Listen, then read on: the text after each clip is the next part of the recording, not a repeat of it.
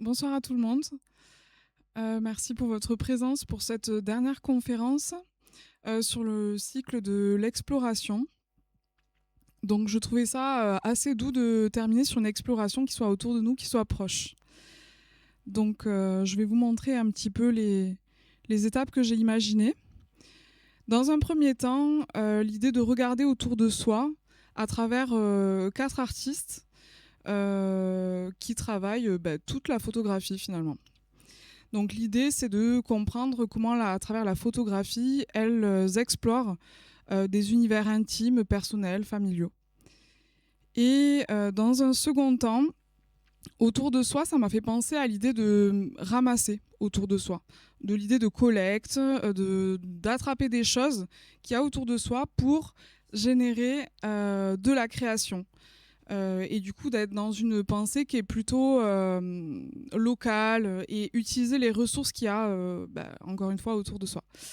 Et de nouveau, je vais vous présenter des artistes qui ont différents univers et on finira sur la question des lieux artistiques qui permettent aussi à tout un chacun d'arriver et d'être dans une forme de créativité collective, entre autres les tiers-lieux et les friches dont on évoquera tout à la fin. Donc pour introduire cette conférence, j'aime bien, comme à chaque fois, parler un petit peu des termes, celui d'exploration proche. Je l'imagine un petit peu comme un voyage intérieur, local, avec une découverte d'un espace qui du coup est familier.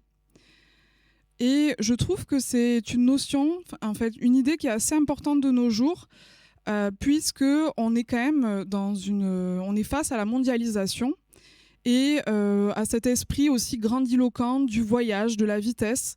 C'est-à-dire que pour un week-end, on peut partir dans un autre pays, voire à l'autre bout du monde, peut-être un peu plus longtemps qu'un week-end, j'espère. Mais en tout cas, tous ces déplacements, ils sont pas anodins. Ils font preuve de jouissance sociale. Mais pourtant, il y a aussi du plaisir à regarder ce qu'il y a autour de soi. Je suis un peu partie de ce postulat-là. Donc, évidemment, on va penser à la question de l'intime, du quotidien, de la proximité. C'est des choses qu'on va évoquer à travers les artistes que je vais vous présenter. L'idée, c'est de retrouver un respect, une logique, une lenteur et être autour de soi. Et ça tombe merveilleusement bien parce qu'en ce moment, je suis dans une lecture d'une saga que vous connaissez peut-être, d'un bouquin de Gabriella Fito-Shiba. Gabrielle, pardon, elle s'appelle Gabrielle Fito-Shiba, qui est une écrivaine qui a écrit 3 bouquins qui marchent ensemble, on n'est pas obligé de les lire ensemble. Et c'est une Québécoise qui travaille dans la forêt. Ses personnages sont toujours dans la nature, dans la forêt, et travaille beaucoup avec les feuilles, les animaux, la faune, la flore. Et c'est des questions existentielles autour de qu'est-ce que c'est que se retirer dans la nature et découvrir ce qu'il y a autour de soi, le valoriser. Finalement, c'est une démarche qui est extrêmement noble et extrêmement rare dans notre société. Donc ça m'a un petit peu aussi suivi inconsciemment, je pense, à la lecture de ce... Bon, j'en suis qu'au 2e, j'espère lire le 3e. Donc le premier qui s'appelle Encabané, le second qui s'appelle Sauvagine, et le dernier, je crois que c'est Bivouac, que je vais entamer pendant mes vacances. Donc il y a un peu cette idée-là dans ma tête. Regarder autour de soi la déambulation et l'observation des espaces proches. Pour commencer, j'aimerais vous parler d'une artiste que j'ai découvert l'année dernière qui s'appelle Claude Bateau, qui est vraiment une photographe de l'intime et du quotidien. Donc là, on a une première photographie très simple. Cette photographie était visible aux abattoirs, il me semble, l'année dernière, sur une exposition qui était consacrée à la photographie. Et elle était toute petite, plus ou moins dans un coin, mais elle m'a vraiment attiré le regard pour sa simplicité. On a un bord de baignoire relativement propre et une éponge qui a l'air à peine, tout juste utilisée, hein, comme si on venait en fait de l'essorer, de la disposer après avoir prêté un peu de ménage à cet espace, et une photographie. Bon, ce qui était d'autant plus intéressant le jour de l'exposition, c'est qu'il y avait aussi un point de vue un peu plus éloigné où la photographie était elle-même étendue dans la salle de bain, qui est souvent un lieu quand on fait du tirage photographique. Donc il y a une espèce de mise en abîme qui était très belle de l'espace salle de bain qui est intime, qui est personnel. Donc je trouvais ça assez pertinent de commencer avec Claude Bateau. Ses photographies, notamment dans son bouquin qui s'appelle Instant très simple, ça en dit beaucoup, c'est vraiment des objets du quotidien. Des objets, des espaces de maison, des ombres, des lumières qu'elle repère en fait dans l'espace dans lequel elle évolue. Finalement, c'est des instants fugaces, des scènes qui sont apparemment plutôt anodines, hein, mais qui montrent toujours une espèce de petite présence tactile, subtile et sensorielle. Donc ici, par exemple, à travers l'éponge, et qui révèle une poésie, en fait, une mémoire de l'ordinaire, de ce qu'il y a autour de nous. Donc voilà, on peut avoir une éponge, un rideau qui se déploie, on va le voir juste après, un reflet dans le miroir, des fois aussi avec une buée qui suggère du coup une douche prise, une main posée sur une table. Elle va aussi beaucoup photographier ses propres enfants qui déambulent et vivent dans cet espace familial. Donc beaucoup de poésie dans son travail. Donc là, une seconde photographie, hein, effectivement, un intérieur avec de petits rideaux très charmants qui montrent aussi le soin apporté à l'espace intime et légèrement flouté, hein, travail noir et blanc, où derrière on aperçoit en fait une végétation plutôt ensoleillée. Donc un espace un peu de rêverie. La fenêtre, c'est ça aussi, hein, c'est être dedans et imaginer ce qu'il y a dehors, se laisser dans une forme de contemplation. Donc, on est vraiment dans une exploration photographique. Elle arpente son espace familier, mais elle y apporte toujours un regard nouveau, poétique sur cette intimité-là. Finalement, ça raconte une histoire intime, celle d'un lieu qui est habité, qui est vécu et qui est également chéri, aimé, hein, puisque en fait, on voit à chaque fois beaucoup de soins dans la manière dont les objets sont traités. Ici, par exemple, on peut imaginer le fait d'utiliser un petit cordage pour relever légèrement le rideau. Et moi, l'effet qu'elle me fait aussi, cette photographe, c'est une invitation à ralentir. En fait, il ne se passe pas grand-chose dans ces photographies. Il n'y a rien de grandiloquent. On est dans un instant très simple, comme le veut le bouquin qui retrace ces photographies. Mais justement, en fait, on s'attarde sur tous les petits détails esthétiques d'ombre, de lumière, de flou, d'opacité qui révèlent ou qui cachent quelque chose. Et finalement, on se plonge complètement dans son univers.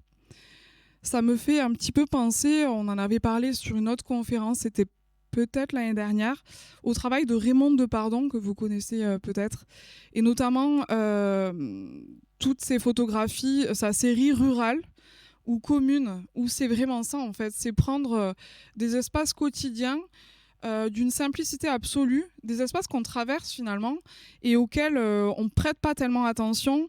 Et le choix ici, c'est vraiment de le photographier, de figer l'image pour y réapporter de la poésie et apporter un nouveau regard sur des choses qui nous entourent finalement. Oui. Alors encore une photographie, j'aime beaucoup celle-ci aussi avec tout son jeu de lumière et de reflets. Presque un peu effet miroir dans la bouilloire ou la théière, je ne sais pas trop, qui est sur la droite et qui fait un petit peu écho à cette tuyauterie. Donc on imagine une gazinière.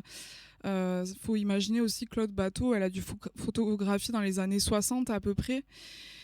Ça amène une temporalité, encore une fois, hors du temps, mais aussi au-delà de la contemplation. Les objets, en fait, c'est des choses qu'on utilise aussi toujours au quotidien. Un rideau, chauffer son plat, une table à manger, une cheminée, une fenêtre. C'est des choses qu'on voit et je trouve qu'il y a quelque chose d'atemporel finalement. Une sorte de contemplation silencieuse, mais qui parle aussi d'un quotidien de femme. Parce qu'il faut imaginer... Ah oui, parce que Claude, Claude Bateau, c'est une femme. Effectivement, ça aurait pu également être un homme.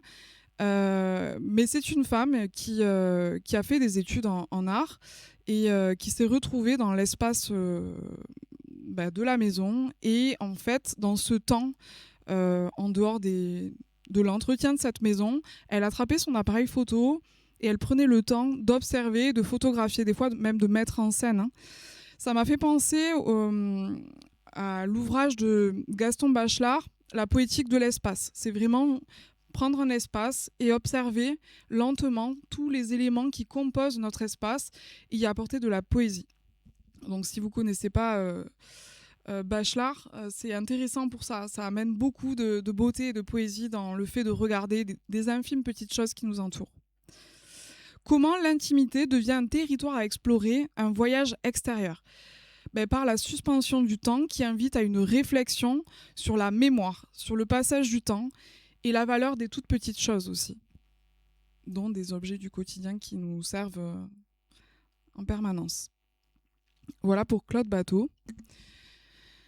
Maintenant, j'aimerais bien vous parler de Nan Goldin, et ça tombe très bien puisque en ce moment, on parle beaucoup d'elle puisqu'il y a une exposition au Grand Palais à Paris. Si vous avez l'occasion de passer à Paris, personnellement, j'ai pas eu encore. J'espère pouvoir voir cette exposition qui retrace son travail photographique, entre autres. Alors, je sais pas parce qu'elle fait aussi de la vidéo. Nan Goldin est une photographe américaine, donc née en 1953 et toujours vivante. Qui réalise des portraits depuis un bon nombre d'années de ses proches intimes, d'elle-même, des autoportraits. Elle explore en fait la vie quotidienne, intime, profonde, les relations intimes, amicales, dans des espaces privés qui est entre autres le sien. Hein. Donc il y a cette série photographique qui s'appelle The Ballad of Sexual Dependency, qui date de 1986, qui me semble que l'on peut voir à Paris actuellement. Cette série photographique est assez colorée, saturée. Donc c'est des scènes de vie privée. On peut voir ici une photographie d'une de ses amies qu'elle a longtemps suivie. En fait, c'est des personnes qu'on retrouve, puisque ce n'est pas des personnages. En fait, c'est ses amis, ses amants. Voilà. Donc, c'est tous ces liens qu'elle crée. Elle a beaucoup évolué dans le milieu new-yorkais queer, donc avec des personnes transgenres, etc. Et elle a mis aussi en lumière des personnes qui étaient à cette époque-là complètement invisibilisées. Donc là, il y a son ami qui la regarde. Il y a toujours des espèces de mouvements, voilà, beaucoup des habits très, très forts, très chargés. Il y a une esthétique très particulière dans son travail qu'on va essayer de voir et qui parle vraiment d'amour et aussi de fragilité. Donc cette photographie qui est une des plus connues de Nan Goldin, qui est finalement un portrait donc d'elle-même qui se trouve sur le lit et de son conjoint de l'époque assis de dos. Un portrait de couple dans un intérieur, donc là on est vraiment au summum d'une forme d'intimité, avec une lumière très particulière à son travail. Hein. Y a quelque chose de tamisé, mais presque des fois un peu de cinématographique, je dirais. Hein. Y a une touche sépia, chaude, avec des couleurs assez fortes malgré tout. Et ce qui enveloppe davantage les personnages dans une atmosphère qui se veut intime. Hein. Sa démarche révèle la beauté et la complexité des relations humaines. Là, entre autres, un couple qui semble pas forcément... ils ont l'air en connexion, mais on sent effectivement de la posture de l'homme de dos, cigarette en main, regard hors champ, et elle qui semble câliner un coussin. On comprend une forme de contrariété, de difficulté peut-être liée aux relations amoureuses, etc. Et en fait, elle n'a aucun complexe à cacher cette intimité-là. En fait, même ça va être le sujet de ces photographies, et c'est très nouveau en fait dans les années 70-80. Donc l'exploration de cette familiarité, de ce milieu familier et de ses proches. Donc là, une photo d'autant plus poignante, hein, son ami Gilles, qu'on va suivre en fait aussi tout au long de sa vie, qui est lui-même allongé et relativement malade, atteint du sida, en phase terminale clairement, et son compagnon qui l'embrasse presque une dernière fois en fait avant à la fin de cette jeune vie. Donc c'est une photographie qui est brutale, il y a une forme de réalité brutale, mais c'est aussi ça chez Nan Goldin, c'est qu'il y a de l'engagement politique. Elle parle du sida, donc là plus voilà, dans les années 90, hein, on est en 1993, de tous ses amis qu'elle a perdus finalement dans ce milieu queer et qui sont morts de cette maladie et qui ont longtemps été ignorés par le gouvernement. Hein. ou voilà, avec toutes les questions politiques autour du sida. Elle a également travaillé, pardon, elle a également, enfin, disons que c'est pas elle, Laura Poitras a réalisé un documentaire sur la vie, sur l'œuvre en fait de Nan Goldin et son combat. Alors au début on comprend pas trop. C'est un combat sur un lobby pharmaceutique qui appartient à une grande famille américaine qui s'appelle les j'ai oublié le nom, pardon, je vais pas l'écorcher, bien que je pourrais, franchement. Le documentaire s'appelle Toute la beauté, le sang versé. Vous l'avez peut-être vu. Si vous ne l'avez pas vu, je vous le conseille largement. Il est en libre accès actuellement sur la plateforme d'Arte. Extrêmement poignant, très très beau. Donc en fait, on voit Nan Goldin actuellement avec son association qui s'appelle Pain, être dans une lutte avec sa communauté contre ce lobby pharmaceutique. Bon, elle est photographe, notoriété mondiale.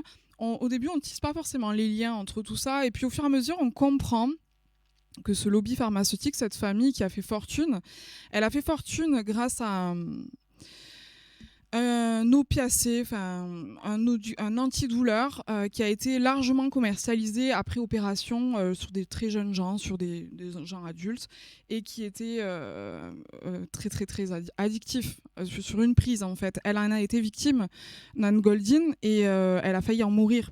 Et en fait, ce médicament a tué des tas de personnes, et notamment des jeunes. Qui ont fini par se suicider parce qu'ils étaient accros à ce médicament. Donc c'est une histoire qui est relativement terrible. On voit tout son militantisme et au milieu de tout ça est croisé tout son travail photographique, le tempérament de feu, la force et sa vie personnelle aussi qui mêle à son art photographique. Et on comprend que ce lobby pharmaceutique a absolument quasiment a mécéné tous les gros musées mondiaux, dont le Louvre à Paris. Donc c'est un petit peu ça son combat, c'est dire ok, vous rentrez dans ces murs, mais c'est des murs qui sont chargés, est-ce que vous êtes ok avec ça? Et elle a fait tomber pas mal de mécénats, beaucoup de musées ont refusé suite à ce documentaire et à tout son combat. Donc en fait, pardon, c'est assez victorieux, c'est assez beau, c'est assez dur, mais c'est très beau parce qu'on voit aussi que la notoriété peut être utilisée à bon escient et que la conviction d'une personne, elle peut se jouer toute sa vie au-delà de la notoriété, de l'argent, de toutes ces choses qui peuvent un peu pervertir l'espèce humaine. Donc, très beau documentaire et très esthétique évidemment, hein. Et on voit ces photographies qui ont une esthétique proche, je trouve des fois presque de tableaux de la Renaissance avec un jeu de lumière, de posture. Et c'est un travail qui est relativement intéressant pour ça aussi, hein. On peut tomber très vite dans des comparaisons picturales. Ici, les œuvres, en fait, elles présentent l'espace intime comme étant lié à la nature environnante, au lieu familier, et on l'a vu avec Nan Goldin, aussi au militantisme à travers ses propres convictions aussi en tant qu'artiste.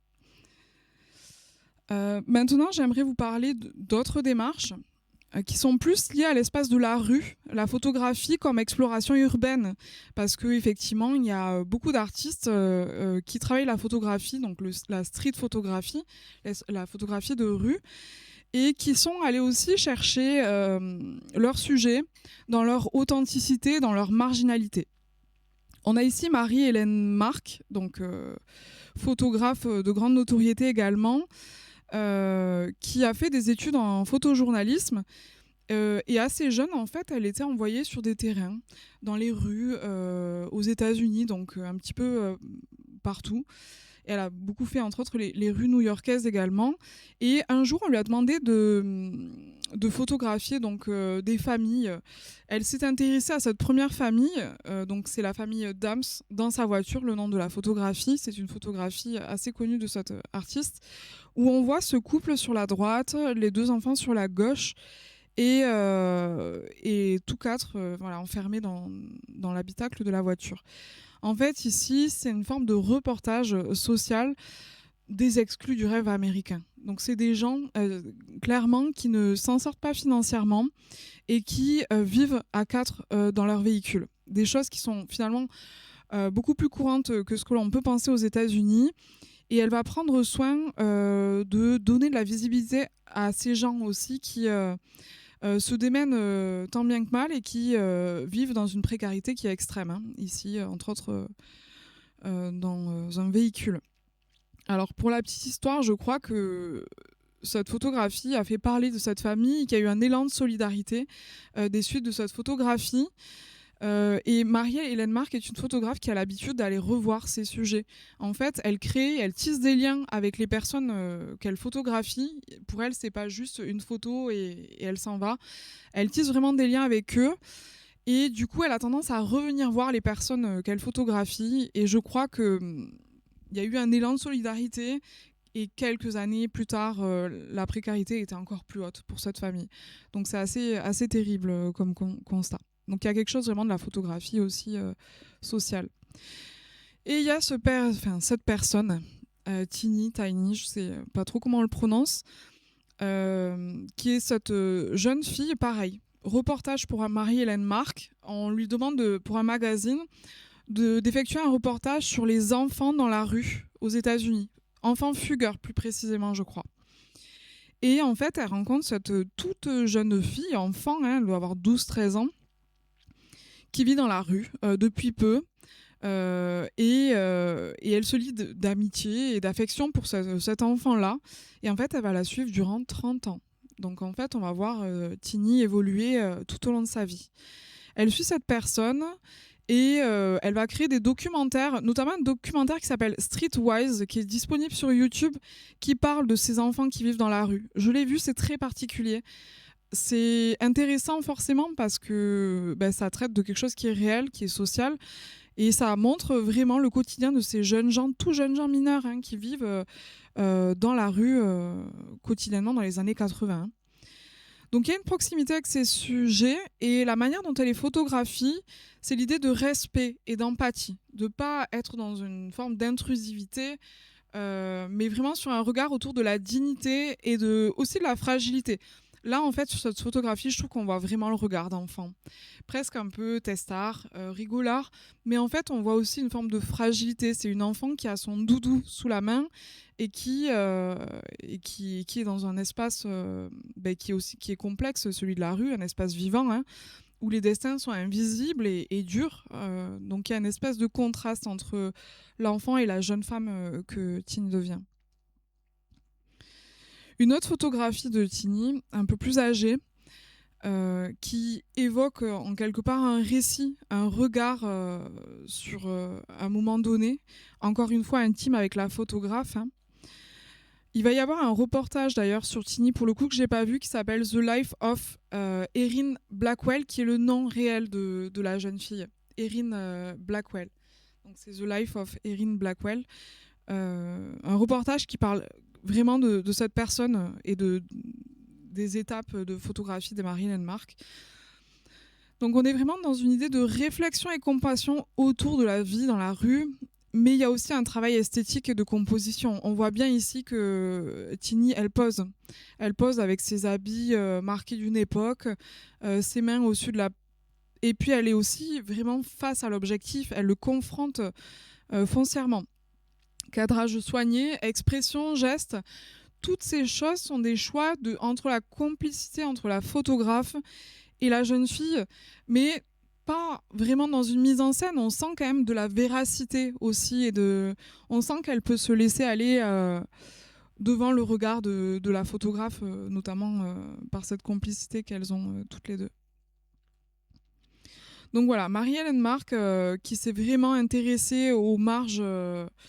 Donc, elle a été aussi en hôpital psychiatrique dans des suites du film Vol au-dessus d'un nid de coucou. En fait, elle a fait du repérage pour le tournage. Elle était sur place et elle est tombée dans un hôpital psychiatrique pour femmes. Et elle a voulu faire un reportage photographique dessus, mais elle a mis des mois en fait à rester dans ce lieu pour aussi faire accepter sa présence. En fait, elle fonctionne beaucoup comme ça. Quand elle va quelque part, elle reste beaucoup avec ses sujets pour les comprendre intimement Et puis aussi pour créer du lien, en fait, parce qu'on ne se fait pas photographier n'importe comment, par n'importe qui. Et c'est là aussi où le lien se tisse et qui se retranscrit dans sa photographie. Donc voilà, pas mal de sujets, des prostituées également en Inde, c'est un travail qui est très touchant. Et elle a mis des mois aussi à pouvoir accéder à cette intimité-là. Donc à développer Marie-Hélène Marc. Ensuite, Viviane Meyer. Viviane Meyer, c'est aussi une photographe, une street photographeuse, qui a une histoire complètement autre et assez loufoque en quelque part. Donc elle a des photos qui sont entre Chicago et New York. C'est les deux principaux lieux où elle a vécu. Il y a également un petit peu en Europe. En fait, Viviane Meyer était nourrice dans des familles, donc elle passait sa vie, elle investissait une chambre d'une maison et elle gardait les enfants, elle s'occupait un petit peu de la maison, mais elle était surtout chargée de la garde des enfants, et des fois ça pouvait être durant une quinzaine d'années, les voir grandir jusqu'à ce qu'ils soient majeurs, etc. Et elle était complètement fanat de photographie. En fait, elle avait toujours son appareil photo sur elle. Et à chaque déambulation qu'elle effectuait dans l'espace urbain, donc avec les enfants ou toute seule, elle prenait des photographies. Donc on a vraiment une authenticité, un anonymat profond, puisqu'en fait, elle ne cherchait pas à être connue, elle n'a pas du tout proposé ses photographies à l'exposition, elle a juste photographié. Ce qui s'est passé, c'est qu'un jour, bien des années après, un monsieur cherchait était à une vente aux enchères et il est tombé sur des caisses entières de pellicules non développées et il les a rachetées, il les a développées et c'était tout le travail en fait de Viviane Meyer qui était absolument inconnue. Et il s'est dit, mais qui c'est cette femme qui fait des photographies qui sont relativement extraordinaires, qui travaille sur le reflet, le flou, et qui photographie tout un chacun, pareil, la marge sociale. Et il va rechercher cette femme. Donc il y a un documentaire qui s'appelle « À la recherche de Viviane Meyer » qui parle un petit peu de cette histoire très, très étonnante, en fait, où on ne comprend pas pourquoi elle a peu développé et pourquoi elle n'a pas cherché à avoir de la notoriété, parce qu'en fait, elle a vraiment une touche photographique très forte. C'est le grand mystère, puisqu'en fait, elle va mourir avant que le monsieur réussisse à la rencontrer. Mais du coup, elle va être connue de manière posthume. Voilà. Donc, son travail photographique, en voici un petit peu des extraits. C'est donc beaucoup un jeu, c'est la vie quotidienne, vraiment, de la déambulation quotidienne autour de chez elle. L'idée de reflets, de jeux d'ombre, des cadrages très inattendus. Donc là, on peut voir vraiment le travail des lignes sur la photographie entre l'ombre et la lumière. Et ces 4 personnages personnes qui sont presque adossées au mur, en attente d'on ne sait pas trop quoi. À chaque fois, il y a beaucoup de suspense dans ces photographies. Mais pour autant, il n'y a pas forcément d'intrusion. J'ai l'impression qu'elle elle joue un peu sur une parfaite distance entre je me rapproche pour avoir de l'intimité photographique, mais je ne suis pas trop proche pour casser l'intimité des sujets qu'elle prend en photographie. Et ce qui fait que souvent, il y a beaucoup de spontanéité dans ces photographies. Il y a la juste distance qui fait que il y a beaucoup de poésie, du caché, du montré, et que c'est un travail qui est assez fabuleux. Donc on est vraiment sur de la photographie amatrice, privée, faite à distance et dans une proximité certaine aussi. Donc un autre cliché, ici presque un peu drôle, en fait on sent que c'est une femme qui déambule avec l'œil très très ouvert, qui observe son espace d'une manière très particulière.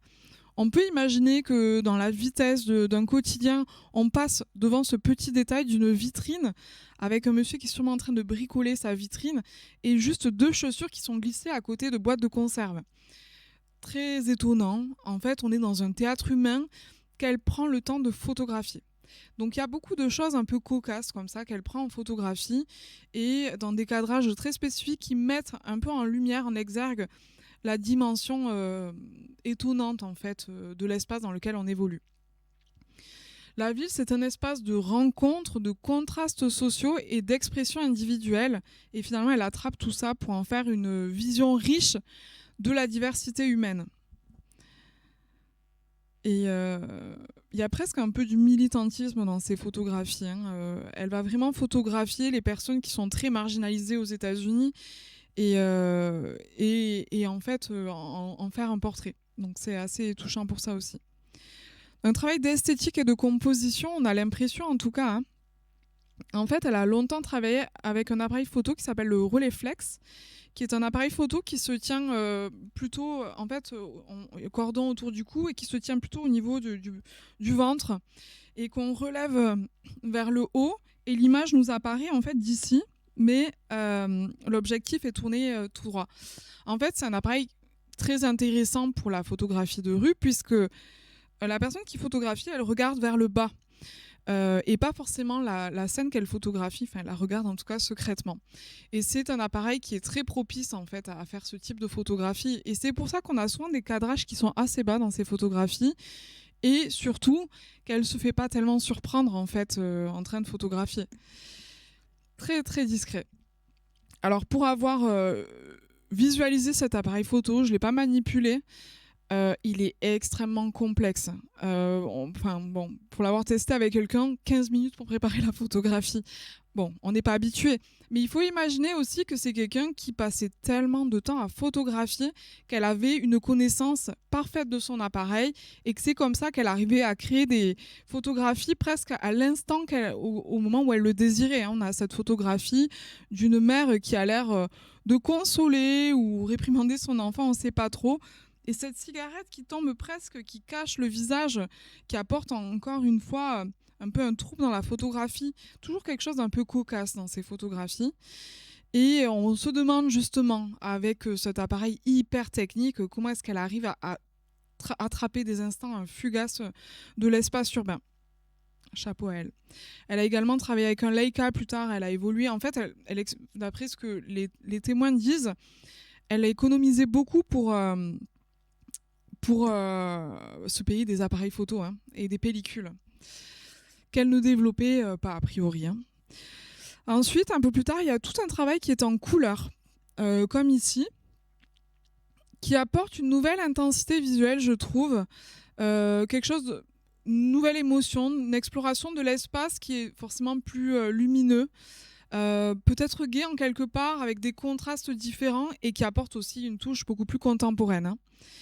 Elle révèle la ville sous un autre regard, sous un autre angle, peut-être plus vibrant, plus sensoriel. Donc on a cette photographie de dos avec cette femme qui a une posture très digne, je ne sais pas comment dire, très chic en tout cas, où il y a ces deux mains qui se croisent. Je ne sais pas, moi au début j'ai pensé presque à un toc un peu qu'on cacherait dans l'espace urbain qui peut...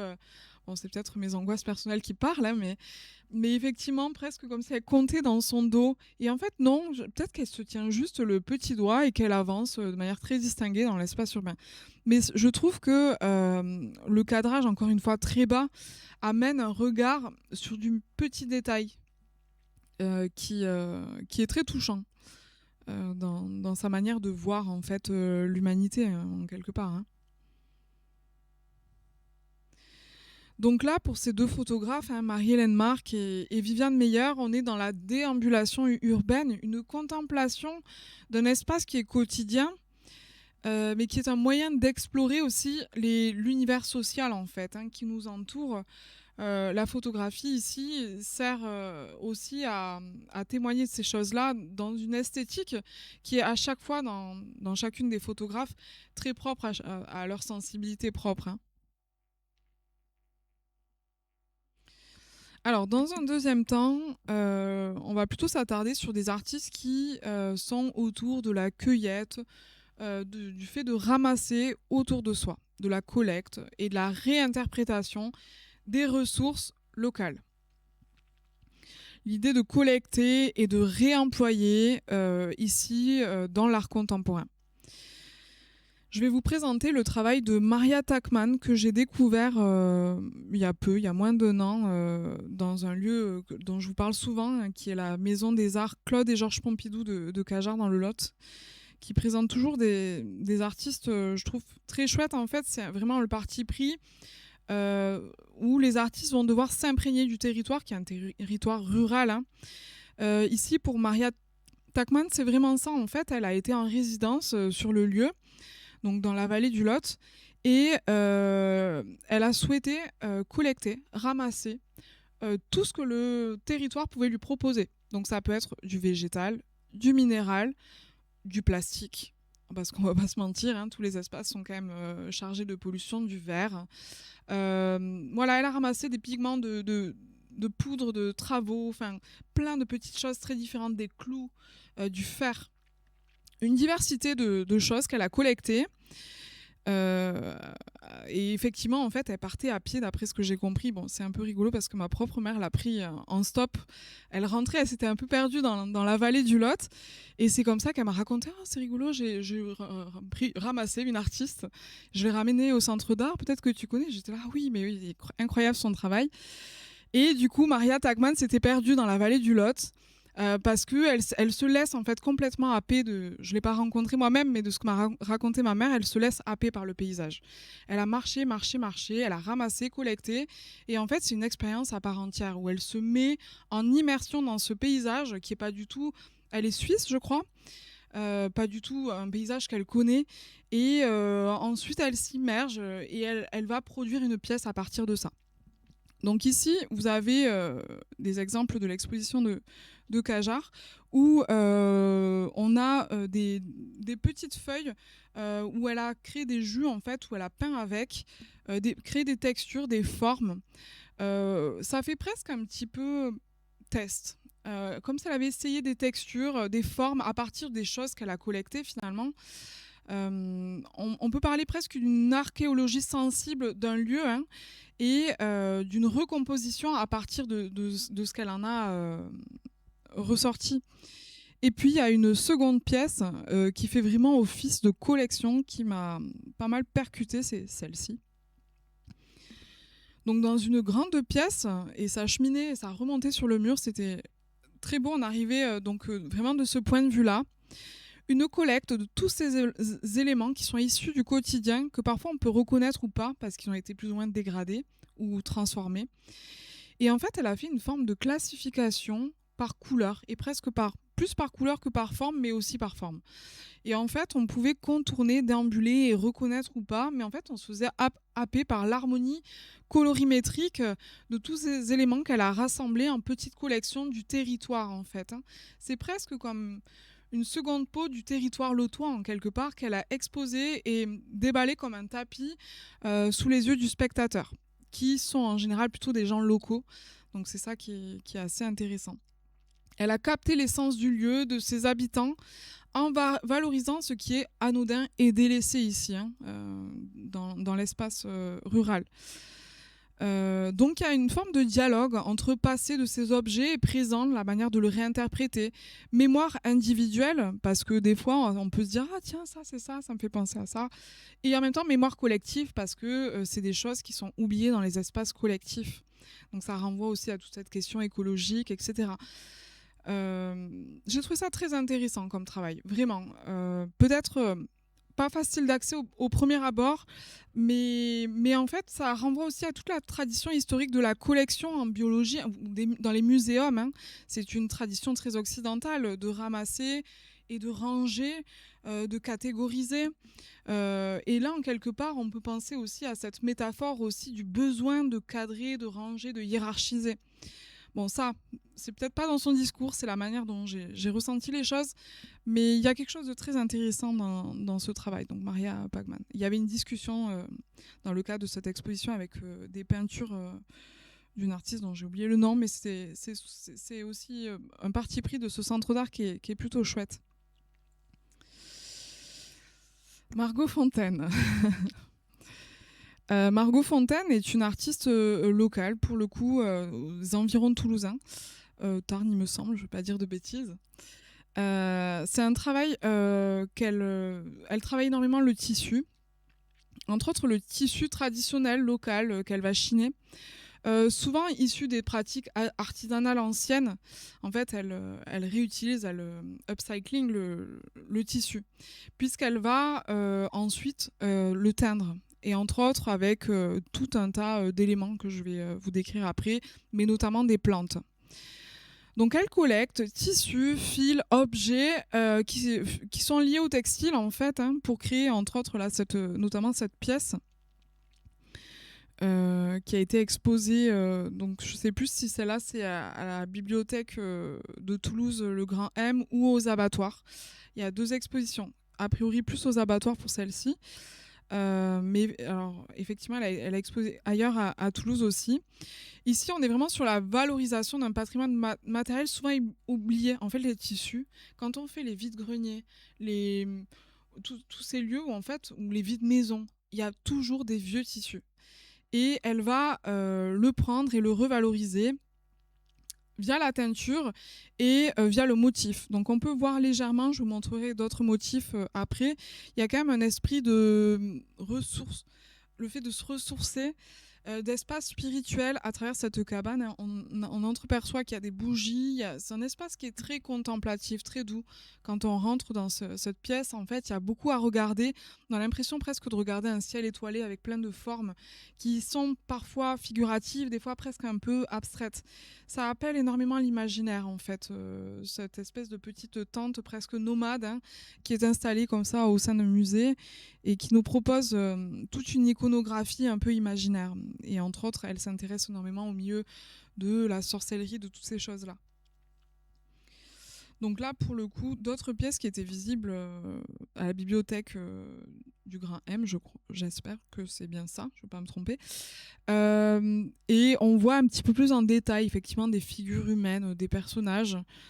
L'artiste, en fait, explique qu'elle adore observer le végétal pousser.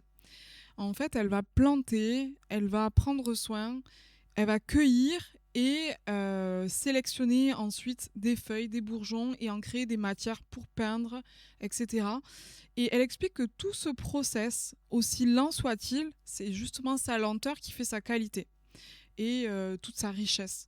Parce qu'elle le voit évoluer et il y a quelque chose qui l'en remercie puisqu'elle peut l'utiliser derrière dans ses créations. Donc elle va utiliser même parfois des soupes j'ai lu, donc entre autres pour ces pièces-là, soupe de clous rouillés. Donc elle va utiliser la rouille en fait.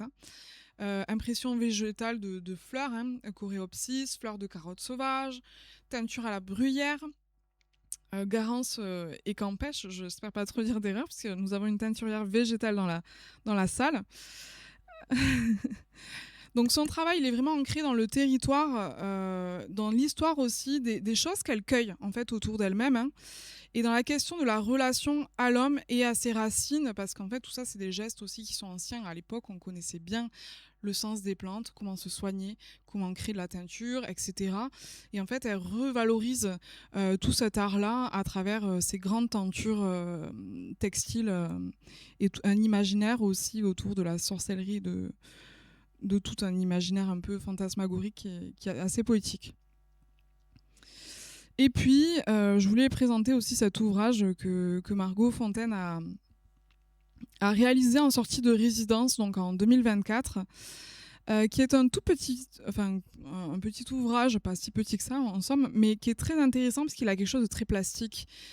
En fait, elle part du concept du terme fada, donc de l'occitan fadat, touché par les faits, fou, niais. Donc elle s'intéresse beaucoup à l'univers un peu cosmique, féerique, etc. Et elle part un peu de ce terme-là, qu'elle va dériver sous plein de formes. En fait, c'est un peu comme un espèce de carnet d'écriture intime, d'observation, de dessin, qui parle de l'acte de ramassage, d'assemblage, de mémoire au cœur de ce carnet-là. Hein. Il y a aussi un herbier, il y a des citations beaucoup de choses qui l'ont touché. En fait, on a l'impression de plonger dans une intimité qui est la sienne et ces manuscrits, hein, où on a ces petites annotations de citations qui l'ont touché, qui l'ont percuté. Quelque chose de l'ordre du journal personnel, du catalogue, qui parle un petit peu de son univers personnel et qui est quand même assez riche et autour de cette du fait de nourrir en fait ce qu'il y a autour d'elle. Et entre autres, c'est le végétal, l'imaginaire, et elle mêle tout ça dans sa création. Et ça se retrouve dans ce petit ouvrage qui est très bien réalisé, qui est très plastique encore une fois, et qui amène, pour l'avoir feuilleté, enfin lui-même, qui amène beaucoup de réflexions existentielles en fait. Il y a des choses qui, au début, on ne comprend pas trop où elle va en venir. En fait, c'est des notes, hein, et on a l'impression de traverser l'esprit de quelqu'un, et finalement, on en ressort une réflexion très existentielle sur encore une fois, se rapprocher des choses simples et autour de soi. Pour continuer, je voulais parler de Marinette Koueko, qui est un petit peu dans la même veine, hein, qui travaille autour de la collecte, de la réinterprétation des matériaux naturels. Elle qui travaille plus sur la feuille, l'herbe, la fleur et les branches, hein. Exposée aussi aux abattoirs, en tout cas moi c'est là-bas que j'ai découvert son travail il y a peut-être 2 ans, je ne sais plus exactement. C'est un travail qui est très poétique et intime dans la relation avec la nature. Donc là, on la voit faire un travail de tressage, de brindilles, de fibres de végétal. Et c'est extrêmement minutieux, on dirait de la dentelle. Pour l'avoir vu en vrai, encore une fois, c'est extrêmement beau, bien fait.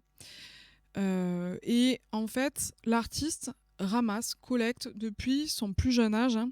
Donc on la voit toute sa vie, elle a ramassé, tissé, collecté. Presque elle a tricoté en fait avec ces éléments-là.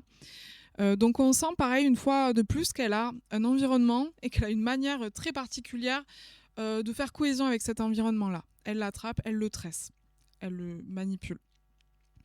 C'est une manière de valoriser la richesse naturelle aussi, hein, et de voir aussi, en fait, je trouve qu'elle met en lumière la richesse des matériaux végétaux. Avec des brindilles, elle crée un tissage qui a l'air hyper solide et sophistiqué, encore une fois, qui fait penser à de la dentelle, mais on est sur du végétal. Donc ça ramène aussi cette idée de la richesse du monde végétal. Ici, je vous montre une série qu'elle a appelée Herbier d'herbes sèches, qui date des années 90, qui sont tout un tas d'herbiers, en fait, de composition de l'artiste qui assemble des herbes séchées, soigneusement ramassées en amont, fixées sur des supports transparents, sur du textile parfois. Et elle explique ceci. Chaque herbe est récoltée localement dans des prairies ou des bords de chemin. Attention minutieuse portée à la diversité végétale et à ses variations saisonnières. C'est ça qui est intéressant aussi, en fait, en mettant à plat tout ce feuillage, elle va montrer la diversité, la complexité du monde végétal. Sa finesse, sa fragilité, sa force en même temps. Donc c'est vraiment un acte d'observation et encore une fois de lenteur, hein, de cueillir, de disposer, de sécher, etc., qui ramène à une démarche qui est artistique certainement, mais qui est aussi écologique et qui sensibilise son spectateur sur la beauté du vivant, hein. Donc encore une fois, un travail d'herbier, hein, un autre. Vous voyez comment elle travaille le mouvement, les nuances aussi, hein. On a du clair, du vert clair plus obscur, du marron, tout un tas de teintes. On voit de la technique finalement, hein, une organisation des compositions en motifs délicats, très délicats, presque calligraphiques en quelque part. Elle révèle les structures internes des plantes où on voit toutes les nervures. Bon, là évidemment, on aurait beaucoup plus de chance de le voir si on avait l'herbier sous les yeux. Mais en vrai, il y a toute cette finesse en fait qui est visible. Par la transparence du support, en fait, elle invite le regard à traverser la matière, en quelque part, et donner une impression d'éphémère et de légèreté et de beauté, tout simplement, hein, sur le monde végétal.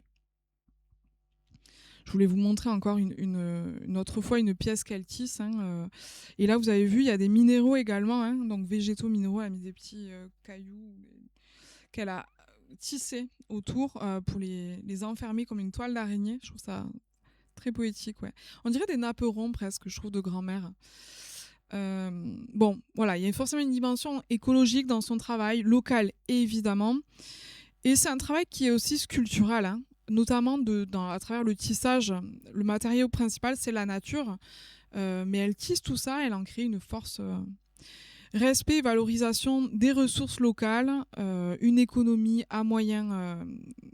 de moyens et une conscience écologique évidemment. Donc une éloge de la lenteur et de la décroissance, on peut bien imaginer, hein. Vous imaginez le temps et la patience pour réaliser ce travail-là. Donc Marinette Koueko, très intéressant son travail. Alors, la dimension sociale et écologique de la collecte locale. En fait, je voulais mettre l'accent sur l'importance de ce geste de ramasser, d'observer, une perspective qui est durable et respectueuse des ressources, hein. Et je renvoie encore à cette idée que on est dans un système rapide de mondialisation qui laisse peu ou pas de place à ce qu'il y a autour de nous, en fait, cette exploration qui est proche et intime. Donc, à travers ces exemples, l'idée c'était de valoriser la biodiversité, le patrimoine matériel, immatériel, local aussi, hein. Heureusement, comme ici, on a des centres d'art qui nous proposent autour de chez nous de voir de l'art et heureusement qu'il y a des lieux comme ça qui existent, hein. Et ça m'a fait aussi penser à d'autres lieux qu'on peut nommer les tiers-lieux. L'espace entre la maison et le travail, ce lieu qui est tiers finalement, qui est un lieu aussi où est possible de créer, de faire de la création en commun et de créer de l'exploration commune en quelque part. Un terme qui a fini par évoluer, notamment par le terme de friche. Donc friche qui vient initialement de terre non cultivée et qui serait cette idée de contre-pouvoir poétique et artistique dans lequel on a une liberté aussi de création, d'investissement et d'engagement politique sur des valeurs plus décroissantes que ce qui peut nous être proposé aujourd'hui dans les politiques publiques. Je vais évoquer quelques lieux également, hein, donc lieux qui favorisent la rencontre entre artistes, publics et territoires proches. Je pensais de manière un peu plus nationale au 59 Rivoli à Paris, qui est un ancien squat artistique, un lieu d'exposition et d'ateliers ouverts au public. Aujourd'hui, ça a pris une autre forme. En fait, c'est un lieu dans lequel, si vous allez rue Rivoli à Paris, vous pouvez rentrer gratuitement ou participer en donation d'ailleurs si vous en avez envie. Mais en fait, on monte des étages et c'est un lieu qui est entièrement artistique, donc beaucoup de créations sur les étages. Et il y a des artistes, en fait, c'est leurs ateliers. Donc, ils produisent. C'est assez étrange parce qu'en fait, c'est le compromis que les artistes créent avec du public autour. C'est une démarche particulière, mais c'est des lieux en fait qui favorisent aussi les rencontres entre artistes et spectateurs. Je pense aussi à la Friche à Marseille, donc à la Belle de Mai, qui est un quartier populaire de Marseille, initialement, qui est devenu un haut lieu de culture artistique multifonctionnel. En fait, c'est un ancien site industriel sur le quartier de la Belle de Mai, où se sont développés des ateliers d'artistes et des espaces d'exposition. Si vous allez à Marseille, vous pouvez aller visiter ce lieu, bâtiment industriel, et du coup, il y a des espaces d'exposition qui sont très bien pensés, hein, des résidences d'artistes et beaucoup d'événements aussi à la clé. Bon, évidemment, si j'évoque un petit peu des villes ça et là dans la France, je ne peux pas empêcher de parler de notre belle ville toulousaine, mais malheureusement d'un projet qui a été délogé et anéanti il y a peu de temps. Je parle de Mixart Meris, donc qui est un collectif d'artistes autogérés à Toulouse, hein, qui a vécu pendant de nombreuses années sur le territoire toulousain. C'était un espace de rencontre, d'échange par la mise à disposition d'ateliers de création pluridisciplinaires, transdisciplinaires. En fait, c'était une espèce aussi de lieu de rencontre, de création commune. Un nouveau territoire de l'art, en fait, qui est à la croisée de plein de choses, mais aussi d'un univers qui se veut démocratique et autour de la liberté d'expression et de l'expression tout court, hein. Donc ces lieux, ils sont importants, ils sont politiques. Et effectivement, la fermeture de ces lieux sont aussi politiques, évidemment. Donc il y a quelque chose à réfléchir autour de l'importance de ces lieux, en fait, entre l'espace intime de la maison, l'espace du travail et qu'est-ce qu'il y a autour. Il y a aussi ces espaces de création qui sont relativement importants pour permettre à tout un chacun de s'exprimer et de créer. En fait, on est dans une dimension qui est relativement numérique, donc il faut des lieux pour échanger, converser, pour traverser en fait tous ces idées culturelles et mettre en commun. Donc à repenser et à persévérer cette idée de force collective aussi, hein. On va conclure sur cette exploration proche, hein, à travers le regard et la collecte, qui révèle la richesse des territoires familiers, hein, les nôtres. Hein. Je vous amène à observer votre quotidien dès demain, votre espace intime, et à un voyage sensible, intime et engagé aussi, on peut le voir. Hein, apporter un autre regard sur des choses quotidiennes, c'est aussi être politisé parfois, être engagé. Cette démarche peut inspirer et à repenser nos rapports aux lieux, tout simplement, hein, juste dans la contemplation des lieux qu'on traverse, autant aussi à apporter un peu de lenteur dans la temporalité rapide dans laquelle nous sommes, et à la création artistique dans un monde en mutation, hein, qui se virtualise énormément. Ça peut ramener un peu de concret et d'imaginaire et de rêverie. Voilà, je vous remercie. Merci.